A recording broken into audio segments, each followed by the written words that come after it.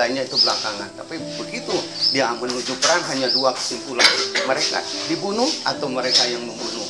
Akhirnya daripada mereka dibunuh, dia mendahului akhirnya dengan target tahapan-tahapannya adalah generasi pertama raja-raja, karena saat itu memang dikuasai oleh raja. Apabila rajanya sudah mati semua, berarti kan yang lainnya sudah bisa untuk diselesaikan dengan mudah. Lalu tokoh agama, semua tokoh agama diambil, dijadikan target. Yang ketiganya adalah tokoh masyarakat yang berpengaruh di desa maupun di kota diambil, dan yang keempat adalah tokoh ekonomi yang kaya-kaya itu diambil semua, karena khawatir mereka adalah mendukung secara ekonomi untuk memperluas atau memperkuat penjajahan tentara Jepang.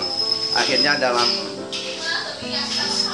keputusan tentara Jepang mulai dari tahun 42 sampai 45 secara bertahap, itu pertama yang dieksekusi adalah raja-raja se-Kalimantan Barat dengan cara door to door, dari keraton ke keraton diambil, ditipu, dia bilang akan disekolahkan di Jepang, tetapi ternyata diangkut ke sini. Dan itu dulu masih hutan belantara. Di makam 10 itu, yang sekarang makam 10, sebenarnya itu makam pertama, makam nomor 1. Karena apa?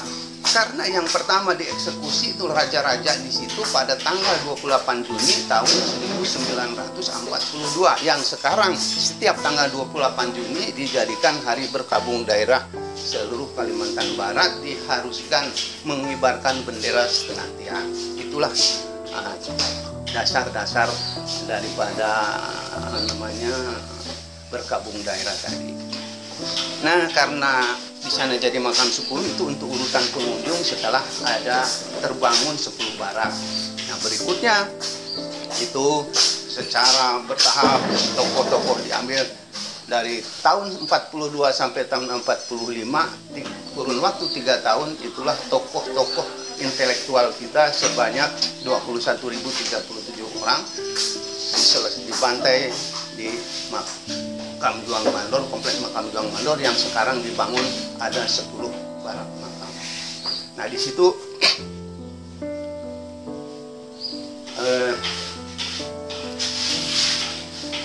setelah 21.037 ini yang terhimpun, waktu saat itu Jepang menggali, kita misalnya ini segini mau dibunuh, lalu kita digali lubang dulu, selesai gali lubang baru mereka dikumpulkan dulu di ada lapangan terbuka ya, lubangnya yang ada batu itu Universitas Tanjung Pura yang membangun ya. Itu jangan salah, di situ itu bukan tempat pembantaiannya, tapi itu tempat ritual agama Shinto, karena algojo yang akan membunuh itu semuanya agama Shinto dari Jepang. Jadi waktu dibunuh tidak ada ditanya satu persatu kamu agama apa, nggak ada lagi itu. Jadi mereka secara fisik dipaksakan di situ, disuruh nyembah matahari. Setelah itu baru mereka digiring lagi ke lubang-lubang yang sudah disediakan, yang sekarang menjadi barak makam. Nah, barulah dibantai oleh samurai dan ditumpukan di situ, begitu aja tinggalkan. Nanti berikutnya bangun lubang lagi untuk yang kedua, yang ketiga, yang keempat, sampailah lubang yang 10 dengan jumlahnya 21.037 orang. Nah, itu ya. Jadi kalau melihat ini gitu. Kemudian bedanya hanya panjang dengan pendek. Kalau lebar sama, motifnya sama, karena yang membangun itu adalah Sultan Hamid II. Nah, waktu itu raja yang terakhir, Raja Qadariyah.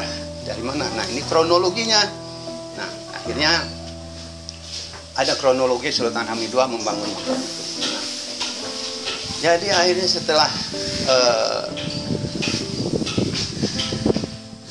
3 tahun, kurun waktu 3 tahun ya, terjadi dari tahun 42 sampai 45. Pada tahun 1945 Nagasaki, Hiroshima dibom atom sehingga hancur negara Jepang, sehingga kekuatan untuk mempertahankan dunia sudah lumpuh, sehingga dia menyatakan menyerah pada